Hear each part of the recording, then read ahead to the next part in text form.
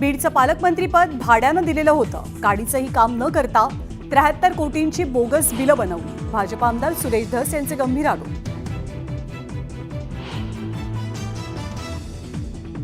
मुख्यमंत्र्यांना आपण दोषी वाटत असू तर ते राजीनामा मागतील आणि आपणही राजीनामा देऊ. गेल्या 50 दिवसांपासून आपणच टार्गेटवर, धनंजय मुंडेंचा दावा.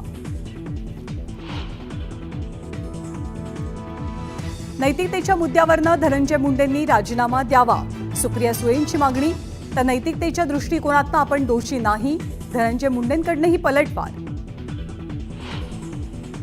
देशमुख हत्या प्रकरणातील फरार आरोपी कृष्णा आंधळेच्या आई वडिलांची एसआयटीकडनं चौकशी. 50 दिवसांपासून गायब असलेल्या आंधळेचा ठावठिकाणा शोधण्याचा प्रयत्न. बोर्डाच्या परीक्षावेळी बुरखा घालून परीक्षार्थींना केंद्रात प्रवेश नको. नितेश राणेंचं शिक्षण मंत्री दादा भुसेंना पत्र.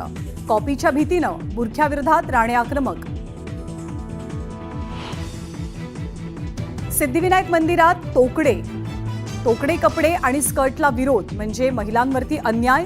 गुणरत्न सदावर्तेंच्या मुलीची राष्ट्रीय महिला आयोगात तक्रार. मराठा आरक्षणाची मुंबई उच्च न्यायालयात नव्यानं सुनावणी सुरू होणार. याचिकाकर्त्यांची विनंती न्यायमूर्तींकडनं मान्य. अजित पवार बीडच्या दौऱ्यावरती असल्यामुळे भरत गोगावले आणि महेंद्र थोरवेंची दादांसोबतची भेट टळली.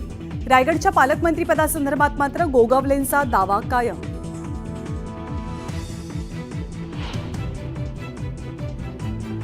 अशोक धोडींच्या अपहरणासाठी 9 आरोपींकडनं 3 वाहनांचा वापर.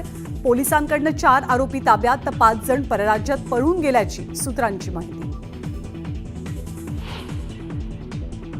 कॉम्रेड गोविंद पानसरे हत्या प्रकरणातील 5 आरोपींना जामीन मंजूर. तर उच्च न्यायालयाच्या निर्णयाविरोधात सर्वोच्च न्यायालयामध्ये दाद मागणार. मेघा पानसरेंची माहिती. महाकुंभमेळ्यात संगम तीरावर चेंगराचेंगरी होऊन 30 भाविकांचा मृत्यू. तर 60 जखमींवरती रुग्णालयात उपचार सुरू. काही काळासाठी थांबवलेल्या आखाड्यांचं अमृत स्नान पुन्हा सुरू. कोट्यवधी भाविकांची गंगेत डुबकी.